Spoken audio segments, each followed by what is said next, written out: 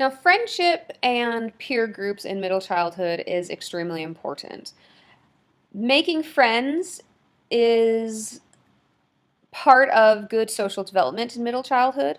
And similarity is really the main basis of friendship during this age. It's based on what's called selective association, where the principle of that is that people prefer to be with those who are like themselves, especially they especially like to be around same gender friends. Sorry. So kids like to be around kids of the same gender. Friendships are less about shared activities and more about trust in middle childhood, but that's truer for girls than boys. So girls are much more into like friendship bracelets and like best friend necklaces and so on. And betrayal is a big thing. If a friend chooses to play with another friend, then those can be really hurtful things for girls. That is still true of boys, but boys are much more likely to um, emphasize activities more than shared activities more than trust. Although it's still important, okay? It's less important than it is for girls. So children's play becomes more complex. It becomes more rule-based in this stage. They enjoy the challenge of mastering more complex information and rules that require organization and planning. Um, and some of their games can be really complex, but they do still enjoy simple games. They just also enjoy games with rules. So, like, try to get a 5-year-old to play Dungeons and Dragons versus an 8-year-old. It might actually be possible at 8, but it would be impossible for a child at 5 years old. So children in middle school also begin to get more involved in sports, so organized and as well as informal sports that involve, the advanced gross motor movement. So that becomes an important thing. And of course, the older they get, the fewer friends they have, but the more important they are. So social and cooperative play continue just like early childhood. Um, Cognitive games increase. They like to challenge their brain. They begin to develop hobbies. So those are some of the really fun parts of having a child in the middle childhood years. Now, popularity and unpopularity is, of course, really important for kids, for anybody, but especially kids in middle childhood. This becomes prominent in peer relations. And especially once children begin to spend a considerable amount of time in age-graded schools. So if you look at cultures where there is not formal schooling and kids of all ages play together, then popularity is maybe not a non-issue, but it's certainly much less important.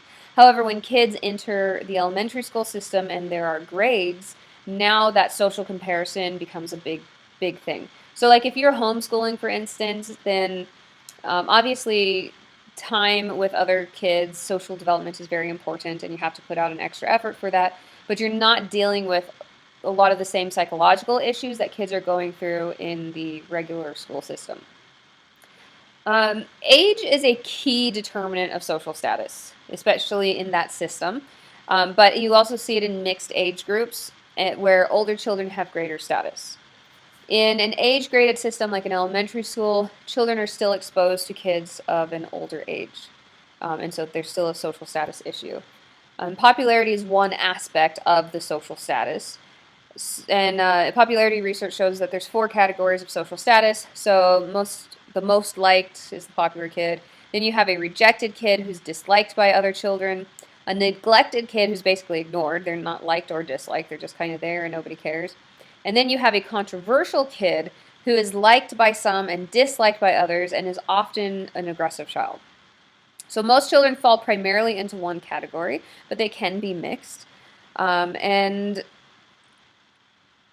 obviously each of these categories has various issues to them. When you look at like school shooters, for instance, they're often in the neglected category, so they're not necessarily rejected, like they're not necessarily the most teased kid in the school, but they're the one that nobody cares about. And so often that's part of what triggers a school shooting. And I would say, from what the research I've read, kids are better off being popular or controversial, but these two are the bad categories. Social skills are the strongest influence on popularity. Okay, so physical appearance is very important, but social skills can actually make up dramatically for physical appearance. And many times you see kids who are disabled and very physically um, dealing with severe physical issues that become popular kids. And you see this more as children get older, how much more social skills can advance popularity. So social skills is number one, followed by intelligence and then appearance. And for boys, athletic ability. It doesn't really matter so much for girls. As a matter of fact, girls can be teased for that, so that's not really on high on the list of what makes you popular. Rejected children, the ones disliked by other children, they often have the greatest problems in peer relations and the poorest long-term prospects for good social development. Mainly because of their aggressiveness and their failure to uh, have social information processing, their failure to develop good social skills. Um, so they tend to be the most aggressive, although controversial kids also tend to be aggressive, but usually the rejected children are the ones that become the bullies and start to have issues. Okay. Being rejected in middle school results in like this developmental cascade where a problem at one point in life turns into a series of problems over time. So, for instance, the rejected child, because they're disliked by other kids, they become more aggressive, then the teacher doesn't like them, and they don't get as much attention, so now they don't learn as well, and now they're going to start having academic problems, and then as now they're the failure in school, and now they think that they're a stupid child, and then they get in with the druggy crowd in high school, and so you see how it snowballs. Popularity, on the other hand, also has a developmental cascade in the positive direction.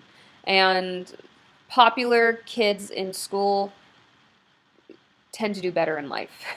I think a lot of us like to think like, oh, the popular kids are the one they eventually grow up to be failures, but that's not actually true. The popular kids, they tend to do the best in life. So you do want to try to help your child to be popular, to help them to be liked. So if your child is being rejected in school or having other issues with popularity, it's really something that you as a parent need to work on for that kid. Maybe help them to develop their social skills.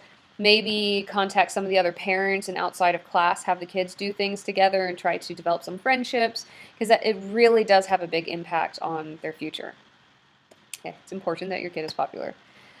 There's a program called PATHS, Promoting Alternative Thinking Strategies, PATHS, and the curriculum for PATHS has been developed by teachers and psychologists to improve social information processing, or basically social skills. It's a fancy way to say social skills, and reduce aggressive behavior. So that does help a little bit. There's things that you can do to help your child. So you definitely need to pay attention to their sociability and their social status. I don't know why this just won't turn the pages right. Where are we? Sorry, this is just not doing what it's supposed to do. Oh, there we are. Okay. I keep talking and forgetting to turn the slides. All right, so Erik Erikson, as you remember, I'm sure he had his stages of social development. And in middle childhood, this would be the industry versus inferiority stage. So he said that middle childhood is the time when children become capable of doing useful work. They become much more self-directed and are able to do self-directed projects, unless they're overly criticized, and that's when they develop the inferiority complex. So you really need to encourage your child to do things, to have projects, to have chores, to be industrious. And then you need to encourage them in that. So, for instance, I had a student once who said that, she would make her kids do chores, but they always do it wrong. And then she has to go behind them and fix things. Like they make the bed and they make it terribly. So then she has to make the bed anyway, so she might as well just do it herself. Let your kid have a freaking messy bed. What's more important, a well-made bed or a well-developed child? Your child needs to do these things. They need to develop a sense of industriousness, unless you want your child living in your basement for the rest of your life playing video games, because that's what a kid with an inferiority complex does. Okay? So encourage your children to be industrious and don't criticize them for it. Now, critiquing is fine. Now, this is how you make a bed better. And then when they do it, even when they still suck at it, you go, good job, you improved. I can see that you folded those corners so much better. Look how much better it looks now, even when you're cringing inside. You have to remember what your goal in life is, and your goal is to produce a contributing member of society, right? Because that's what a happy person is. A happy person feels useful, and depressed people feel useless and worthless. You want your child to feel like they can be a hard worker and they can accomplish and they can do it themselves. You don't want your child dependent on you for the rest of your life. So in developing countries, a lot of kids are being paid to do jobs, and by the time they reach middle childhood, if not earlier, and and in all sorts of jobs. You know, they help with farming, they help with factory work. In Nepal, I believe, a child is chosen every year to be a goddess incarnate. Look it up; it's amazing. I'll try to remember to post a link to it, but. She is believed, it's always a girl, she's believed once she's chosen, then the goddess enters her and she literally becomes a goddess. And until she hits puberty, until her period starts, she is not allowed to touch the ground. So when she's in public, so she's carried everywhere. She has to sit for hours at a time silently. She's not allowed to talk to anybody. Now, and when she's alone, she can play, but she's still not allowed to be touched. She doesn't live with her parents anymore. She lives with caretakers, and she just sits there all day long, every single day, silently. She's not allowed to move, and she just gives people blessings. Um, and that's like, you know, a 7-year-old or a 10-year-old. So kids are capable of a lot more than what us Americans give them credit for. They are the cheapest form of labor. I have a farm. I want to have 20 kids so that I can have all that free labor. But they often suffer miserable working conditions. You know, Google children working in gold mines, and you can see what terrible things children go through even today. So, yeah. But unfortunately, places are poor, and you can't afford to spoil your children if you are, you know, subsistence living and barely surviving. And many times kids have to work for you to survive. And it's not necessarily a bad thing because, again, it does teach responsibility and self-regulation and creates maturity. So it's not a terrible thing if kids work. But like anybody else, children should be treated humanely. And unfortunately, because they are a vulnerable population, they are often not treated humanely. All right, we couldn't talk about middle childhood without talking about TV watching, cell phones, internet, social media, um, and the positive and negative effects of those. Children's media use remains pretty similar from early to middle childhood, but increases, particularly for playing video games and watching videos.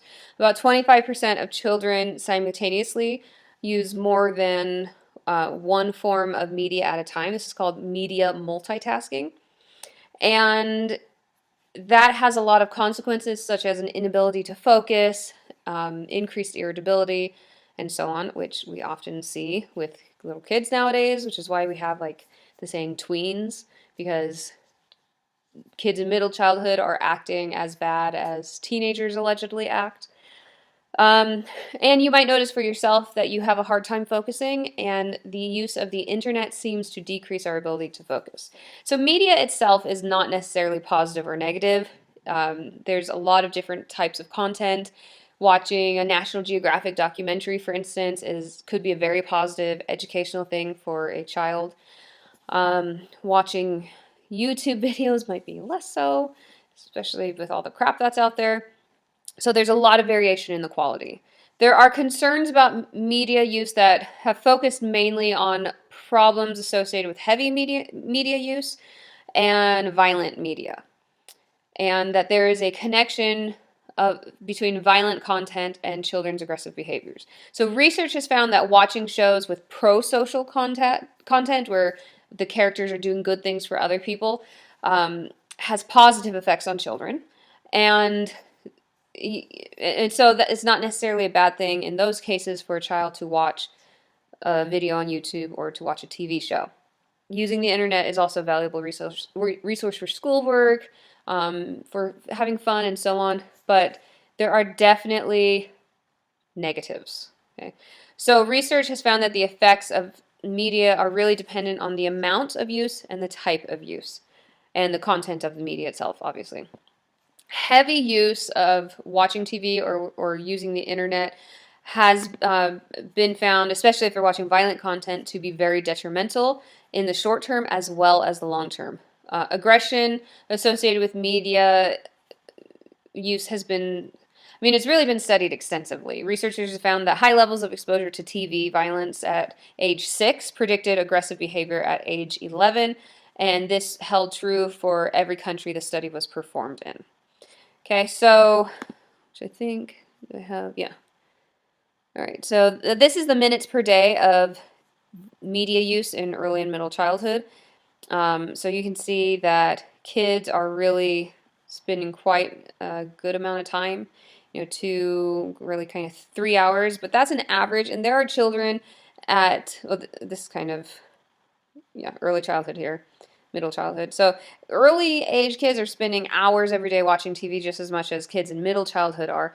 And again, this is an average. There's kids who do not have TVs, who are watching no TV, who are not using cell phones. And then there are other kids who are spending 8, 9, 10, 11, 12 hours a day watching television or playing on the internet. Okay. And I'm going to show you guys I'm going to have you watch a documentary that talks about social media use, and it's really about kids in late childhood, but it talks a lot about how all this stuff starts in the earlier years. So I think it applies to this chapter as much as the next one where we get into late childhood and then teenage years. So I'm going to show it to you now. But social media, cell phones, and a lot of television nowadays, it's terrible. There's so many bad things that kids are getting exposed to. Pornography, and I'm not going to go into it too much. I'll let you watch the video, but it's called Childhood 2.0, and it's a really powerful documentary on the bad effects of electronic devices. All right, so that's the end of the chapter. If you have any questions, let me know.